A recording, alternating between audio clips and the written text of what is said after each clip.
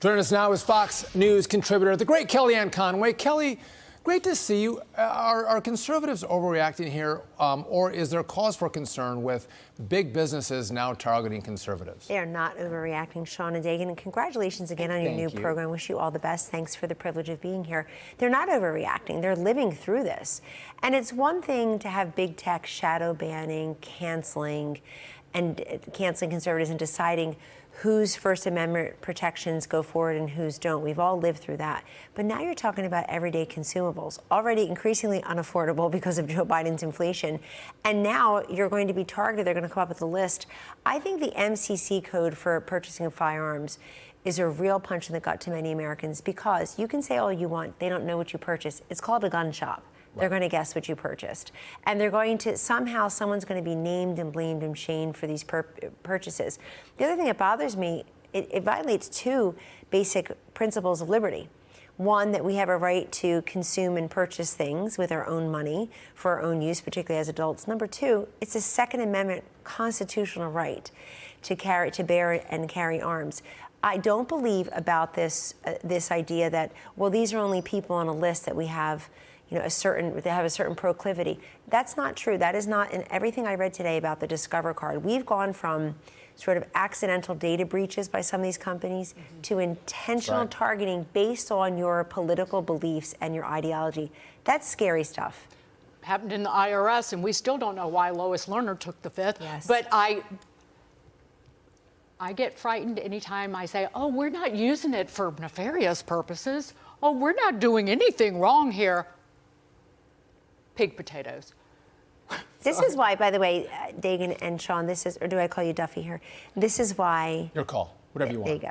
This is why so many Americans now say, I love my country, I fear my government. And they mean it. They're not tinfoil hat people. They're not nervous. They're living through this. And they see it again and again. Even simple things like you're having a conversation with your wife about something, and it pops up on your computer next 15 advertisements for whatever private conversation you're having in your home. So we know somebody's watching. It's Big Brother, it's big tech, it's big companies. Well, I don't have Alexa or whatever those other listening devices are in my home, but maybe it's on my phone too. Who knows? All right, let's switch gears though, Kellyanne, because we have you here. We have to talk politics. We're getting closer to 2024, and the Republican field is taking shape. We have Nikki Haley, Donald Trump, and have announced their bids. Now, many others are looking at it, Ron DeSantis, but recently someone's been getting a little bit of attention, and that is Governor Glenn Youngkin from Virginia. So how do you see this field shaping up? Are we going to have what we had in 2016, a raucous mudslinging food fight, or is there going to be a more genteel group of like 5 or 6 that get in the race? It's possible to have some version of both, in that I don't think the field will be as large as 2016, Sean, but I do believe it will not be a small field. It's not going to be a table for 2. We already have 3 announced candidates. The other one's Vivek Ramaswamy, and 37-year-old tech entrepreneur. But Donald Trump likes competition. I just hope the Republicans keep their ire and their fire where it belongs, which is on Joe Biden ultimately.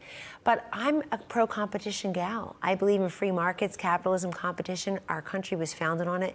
Let's have a competition of ideas, of principles, of vision, of backgrounds, and let the voters exercise their choice and their voice. As goes Governor Youngkin. He's done a lot of great things. In addition to what he's known for, education, he has made a $400 million investment in police officers, which I think is incredible. And look, I think it's a little early for him. You only can have 1 term as governor in Virginia. It's the only state in this country where that's the case. So why doesn't he finish? Your home state, so why doesn't he finish? And then look at 2026, where he can actually help Republican candidates to grow what we hope will be majorities by then, and then be on the stage in 2028. Right, he's getting out over his loafers. Yeah, he's been in office for 14 months.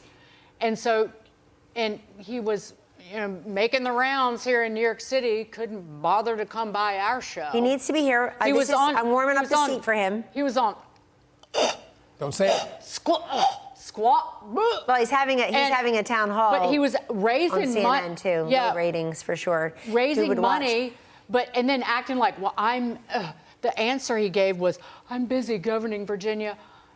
No, you're not, because you're in New York City, and he's got 4 years. Are you really, again, just be frank, but he's got a reputation as a really poor retail politician. I've heard him talk about China recently and in a smaller forum, and I thought his points were excellent. They came part from being a Republican governor, part from being a businessman of many years, and he was spot on. Look, he's got a lot of merit, but a recent poll in Virginia that showed him beating Joe Biden in his home state of Virginia, that was good.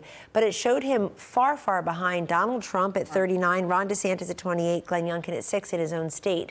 So there's a lot of work to do. There's no substitute for retail politics. I don't care who spends what kind of money on ads. I would do far fewer ads we did in 2016 when Trump actually won. In 2016, we had half the ads were in Facebook, Google, YouTube, and half traditional television ads. You got to have that hunger, that swagger, and just connect with people where they live. And I'm chapped and chafed because I grew up in Virginia, born and raised, as was my father and my mother and my grandfather and my great-grandfather and my great-great. So, again, you didn't show up in the right place. Youngkin. So we have to run. So, but Kellyanne, I love your point because metal sharpens metal in politics. Yes. Our candidates are better when they compete against each other.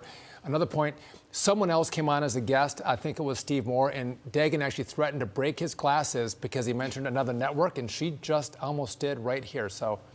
No, I mentioned it. Yeah, I mentioned it in reference to Glenn Youngkin really royally fouling up. I didn't get those rules of breaking glasses. Kellyanne, thank you for the best. Thanks for having me. All the best on your show. Please come back. Absolutely. Take care.